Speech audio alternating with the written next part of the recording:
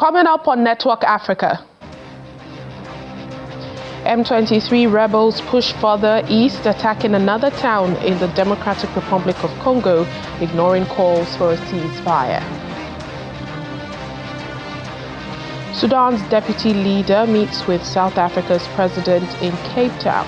Plus,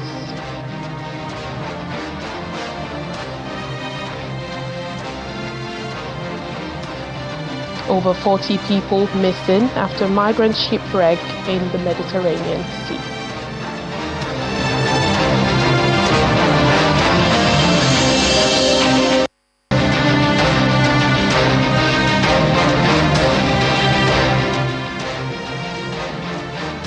Hello and welcome to the program today. I'm Layo or Larinde. We begin in the Democratic Republic of Congo, where the M23 rebels are pushing further east in the country, attacking another town and advancing into the outskirts of Walikale. And this is one day after the presidents of Congo and Rwanda called for an immediate ceasefire.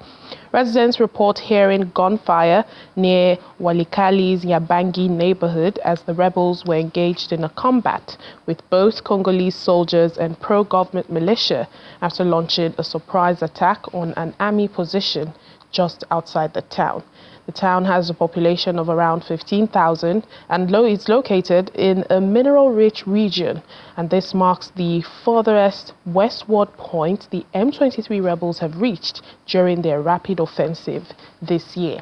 The attack took place even as the presidents of Congo and neighboring Rwanda met on Tuesday in Qatar for their first direct talks, calling for an immediate ceasefire in the restive region. In the meantime, healthcare workers in the DRC, in Uvira to be precise, are warning of an unfolding cholera epidemic in the Democratic Republic of Congo, with cases continuing to rise amid the ongoing conflict. Uvira Health Zone Communications Officer Jaime Saidi says this week the outbreak increased with 65 new cases and 2 deaths. According to him, the DRC's healthcare service is working to address both the symptoms and root cause of the outbreak. He's also pushing for clean drinking water to further prevent infections, urging locals to boil their water to ensure its safe consumption and apply better practices of hand washing. The ongoing conflict in the country is exacerbating the health crisis, with the rise in infections attributed to a floating population. Well, let's discuss the crisis in the DRC further. Joining us now is Gatete Ruhumuliza, a Rwandan political analyst, for more on this. Thank you so much for joining us on Network Africa. Thank you very much. Well, this week we've seen the presidents of the Democratic Republic of Congo and Rwanda sit down together for direct talks in Qatar, calling for a ceasefire in the eastern DRC. But the rebels seem to have intensified their attacks. We're hearing of further movement into other towns in that region. How can they be stopped? So there was no, as far as I'm concerned, that's the problem of the government in the Democratic Republic of Congo is to conflate the question of M23 and Rwanda. They are two different entities. Rwanda has its own security imperatives. It has its own security priorities. For instance, it wants the Congolese government to stop working with FDLR, which is the militia made of former genocide perpetrators in Rwanda who fled to the eastern DR Congo. And so Rwanda's asks would be that the government of the DRC stops arming, funding, and cooperating with this militia. And Rwanda would also want, I believe, that hate speech against the Kinyarwanda-speaking communities in Congo stop. But M23 has its own demands. M23 is made of Congolese Tutsi. The same militia that was defeated in Rwanda fled to the DRC. After killing Tutsi in Rwanda, it turned against Tutsi Congolese. And these Tutsi Congolese fled We went to refugee camps in Rwanda and Uganda, and they've been there for the last 30 years.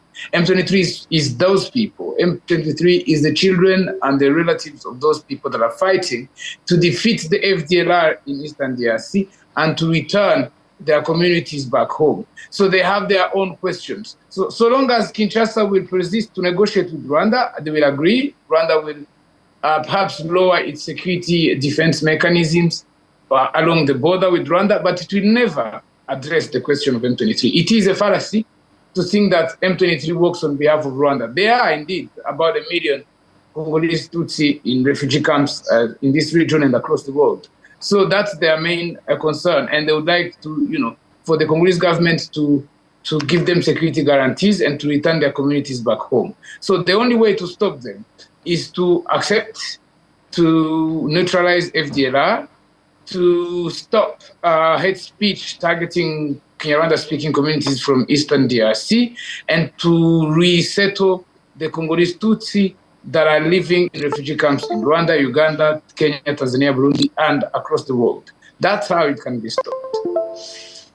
Now, we've seen these rebels, they had agreed to peace talks in Angola earlier this week, but pulled out last minute because of, they say, EU sanctions on their leaders. I want to ask you if, this was a valid reason, because we continue to see attacks in the Eastern DRC that are affecting so many people. It's not the only reason. The other reason is that most of them have a death sentence looming on their heads. Declared by the Kinshasa regime. You have ransoms. You have $5 million for each of their leaders if captured dead or alive. So you cannot negotiate with somebody who has put a price on your head. It makes no sense. So they want, and number three, they do not trust the DRC government because they've agreed with them several times. They agree things, and then the DRC government rescind its commitment. So they want, before the negotiations happen, they want a public declaration of the DRC government that it is going to stop working with FDLR, that it is waiving all these death sentences and ransoms and prices that it put on the heads of these people, so that they can negotiate within auspicious conditions. I mean, to quote Nelson Mandela, a man in chains does not negotiate.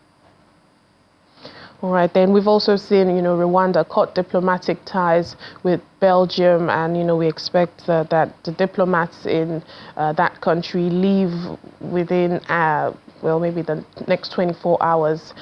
And it's all linked to this fight in the DRC. What are your thoughts on this? As a matter of fact, they have already left, and the Rwandan diplomats have already been recalled. My take is, you see, Belgium is a country that, the history of Rwanda. It was colonized by Belgium. Belgium participated in the fleeing of the Rwandan Tutsi in the 50s, 59, and Belgium then continued to work with the government that was oppressing the remaining Tutsi that were in Rwanda until it culminated with the genocide against the Tutsi. On the 10th of April, 1994, a Belgian contingent that was at a school in Rwanda where the Tutsi had taken shelter during the genocide against the Tutsi, the Belgian contingent abandoned them. The killers were lurking not far from where this school was. And the Belgian contingent knew clearly that if they leave, they would be sentencing this Tutsi to death, which they did exactly that. They left them in the school and they were massacred in thousands. And after that, the Belgians did apologize when the genocide stopped. They were the first ones to apologize for their role in the genocide against the Tutsi. But they did not stop supporting, when the genocide was being stopped, the French sent in a contingent called the Operation Turquoise to create a buffer between the RPF that was advancing and the killers. And within this buffer, they were able to exfiltrate all the killers in the Eastern DRC, and the dignitaries among them were airlifted to Europe. Now these killers in Europe have continued to peddle genocide denial, saying the genocide did not happen, and their children now have associations whose job is genocide denial, and the Belgian government pays money to these NGOs. Moreover, there is a school, the University of Antwerp, which is in Belgium. It's a public university. It does conduct ethnic profiling studies in Rwanda and publishes reports that still draw lists of who is Tutsi and who is Hutu in Rwanda. And this under the funding, again, of the Belgian government. And now today, fast forward, when this conflict started, this conflict is a direct cause, is directly caused by the presence of the Belgians during colonialism. Congolese Tutsi find themselves to be Congolese because part of the kingdom of Rwanda was partitioned and given to Congo. When people talk about territorial integrity, it's well and good. They never talk about people's integrity. I mean, if you want to respect the borders that were inherited from colonialism, that is fine, but you also have to respect the people that were found within those borders. This is not me saying this. This is Mwalimu Julius Nyerere, late Mwalimu Nyerere, president of Tanzania, who was arguing that the African Union and the international community has paid scant regard to the peoples that were minorities that were found within countries where the majority of the people did not recognize them as citizens. So this is what the Belgians doing. And today when they come and they decide to ask M23 to withdraw from their ancestral land so that they can leave it to genocide perpetrators from Rwanda who are actually foreigners. Just because they are Tutsi, they cannot live in their ancestral land. They must withdraw and leave it to the genocide perpetrators from Rwanda. That is unacceptable. Number two, when Belgium is going across the world trying to galvanize for sanctions against Rwanda, yet Rwanda has been attacked at several occasions by bombs and militias coming from DRC, killing people and destroying property. Belgium has basically sided itself once more with the genocide perpetrators, and this is something that we cannot accept. All right, then. Thank you so much. We'll have to leave it at that. Gatete Ruhumuliza, Rwandan political analyst, thank you for your insights and thoughts on our program. Thanks so much. Let's head now to South Africa. President Cyril Ramaphosa has met with the deputy chairman of the Sudanese Sovereign Council, Malik Aga, in Cape Town. Both leaders discussed the situation around Sudan's ongoing war against the Rapid Support Forces, RSF. During the conversation, Mr. Aga expressed confidence that the Sudanese armed forces would defeat the RSF in most Sudanese states by next April. The politician also highlighted challenges in dealing with the RSF due to its fragmented leadership and involvement of foreign mercenaries. Mr. Ramaphosa, on his part, reaffirmed South Africa's commitment to supporting peace in Sudan and restoring its regional role.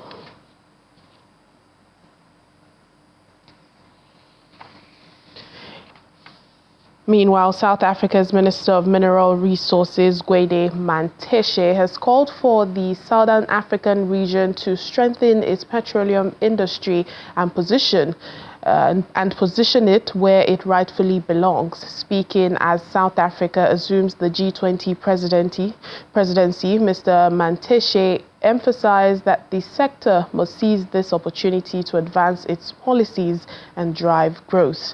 He made these remarks at the 4th Annual Southern Africa Oil and Gas Conference 2025 that's underway at the Century City Conference Center in Cape Town. Our South Africa correspondent Innocent Samosa has more.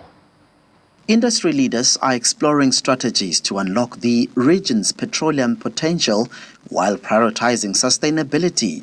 South Africa's Minister of Mineral Resources, Gwede Mantashe, emphasizes that the Southern African region must strengthen its petroleum industry and position it where it rightfully belongs. They were given the responsibility to elevate petroleum to where it belongs. And this conference is a very important element of that effort to elevate petroleum. The CEO of Petroleum Agency South Africa, Dr. Bongani Saidini, provides insights into the current state of South Africa's oil and gas industry and highlights key investment opportunities in the sector. South Africa is potentially endowed in oil and gas. As the Petroleum Agency, SA, we estimate that this country contains some 27 billion barrels and 60 TCF in prospective oil and gas resources. It's important that we look at developing our people, products, oil and gas, but also to have a purpose-driven approach. Executive Chairman of African Energy Chamber, NJ Ayuk, thinks that Africa is not making progress in its refining capabilities. No, we're not. I think we need to invest almost $16 billion in refurbishing African refineries. That's just refurbishing African refineries. But also we need to really take off African energy infrastructure. A lot of our infrastructure is built to export. We've not built pipelines to distribute natural gas across Africa. We've not built LNG receiving terminals so that we can trade LNG within Africa. I know in countries like Nigeria, you have Greenville Energy with its virtual pipelines that is moving LNG across Nigeria, but we need to be able to create virtual pipelines, get LNG being moved across the African continent. Eastern Cape Premier Oscar Mabuyane reinforced Minister Gwede Mandashe's message, highlighting South Africa's G20 presidency as a key opportunity to advance the petroleum sector. G20 summit is an unprecedented opportunity for South Africa as well as the continent. As you know, that it's for the first time the continent to host that. So it's something that we should be building on. As I've said, we are a developing country. We will be interacting with other developing countries and developed countries. So it creates a big market for us, for our products, for SMMEs to grow. With South Africa at the helm of the G20 presidency, the call for advancement and investment in the sector remains strong. But how will these discussions shape the future of oil and gas in the Southern Africa region? That remains to be seen. From Cape Town, South Africa, Innocent Simos, Channels Television News. We'll take a break now on the program. Still to come. Medicine delivery drones are changing the healthcare sector in Kenya's Kisumu County. Please join us again.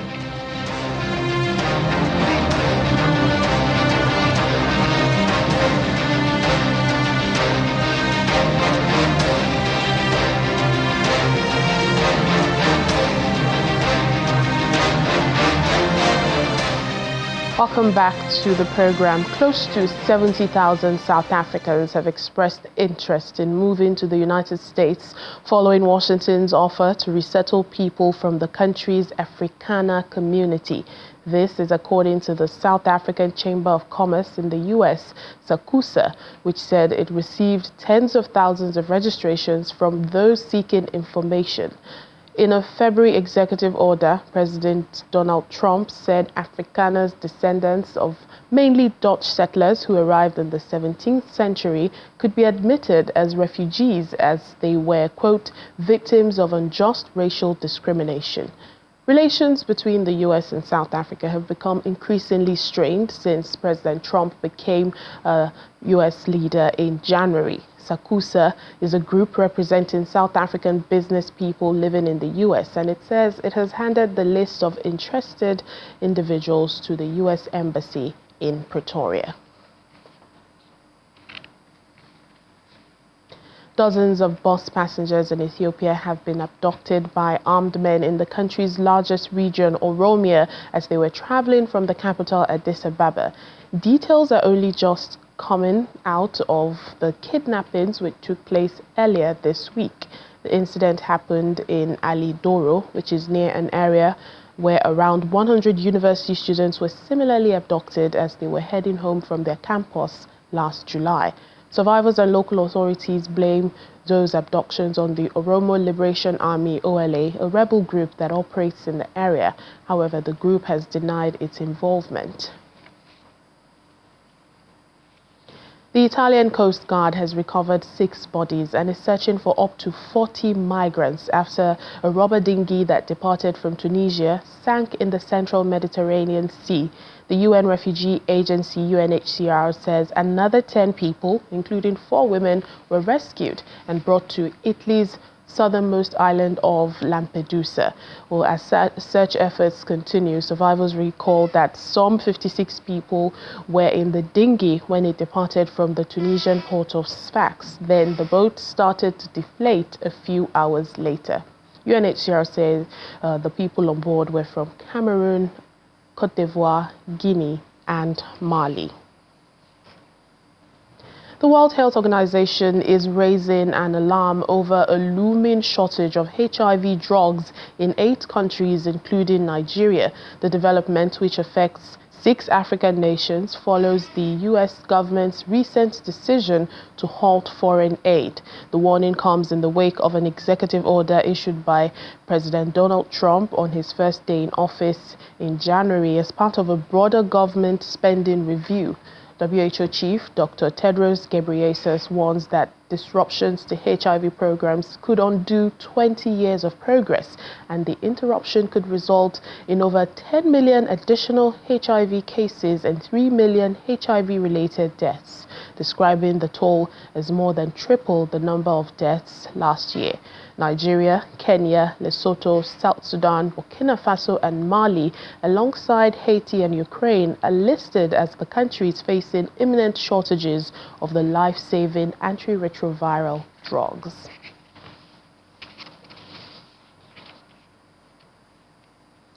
We are in Kenya now, where a medical technology is revolutionizing the healthcare system in the remote parts of the country by using drones to deliver the most essential medications in a matter of minutes. In Kisumu County, Western Kenya, a Zipline Kenya technician loads aid packages into the drone before sending it high into the sky.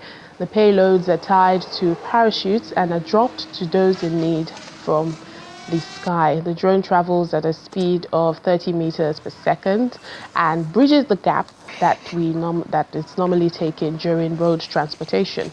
The drone also delivers in Kisumu, usually covers medical consumables, blood and vaccines for both humans and animals, with hundreds of lives being saved thanks to the initiative.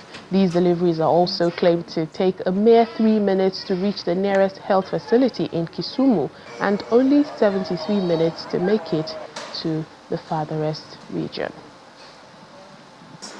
Our drone is able to travel at a speed of 30 meters per second, and we are able to serve our customers, bridging the gap that we normally take during the road transportation. One of the most significant impact that Zipline has had is delivering emergency blood. We've been able to save a number of lives, hundreds of lives for mothers with PPH, or even to other circumstances, kids with anemia and other cases which require emergency blood. We've also dealt into the animal sector, where we're working with partners like Cow Tribe and the county governments to provide animal health vaccines. The high-quality vaccines being provided to even farmers in the most remote areas. 2 weeks ago, we had a PPH, and I personally made a request to Zipline.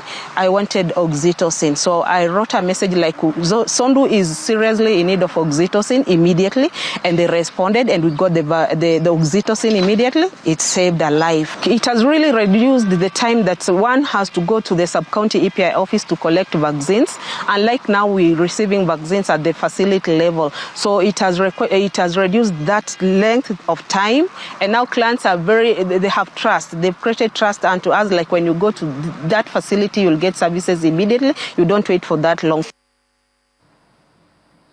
And finally on the program, we're back in South Africa, where Greenpoint's Fan Walk comes alive with all the vibes as Cape Townians celebrate the 2025 Cape Town Carnival.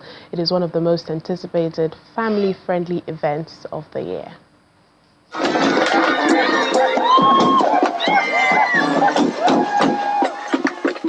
Thousands gather at South Africa's legislative capital to take part in the Cape Town Carnival 2025, a vibrant celebration of the city's culture, community, and diversity.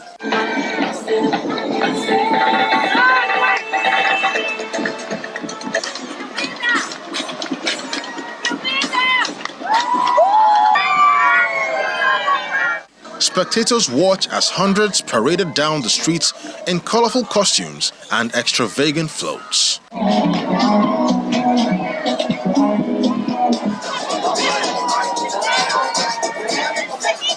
It's been a kaleidoscope of color.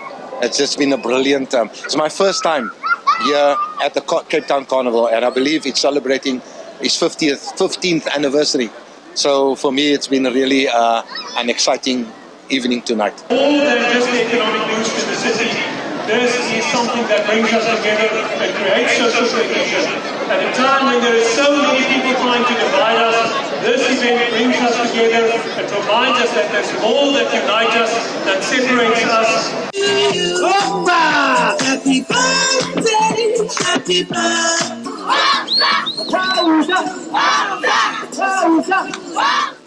The parade saw the participation of various local artists, numerous community groups, as well as the City of Cape Town firefighters and DHL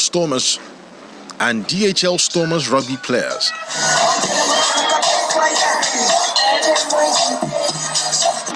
Rika, the Brazilian dancer, the flamenco dancer, she really just exhibited exuberance, a dance, personality, and we even took a photo of her.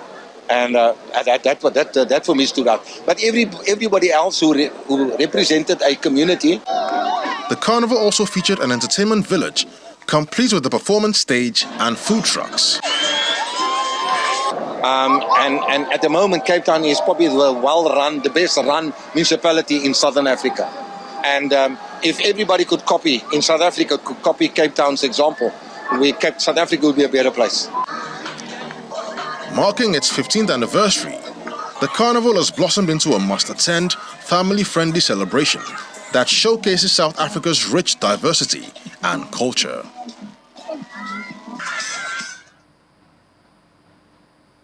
And that's it on the program for today. Thank you for watching. I'm Layo Olarinde.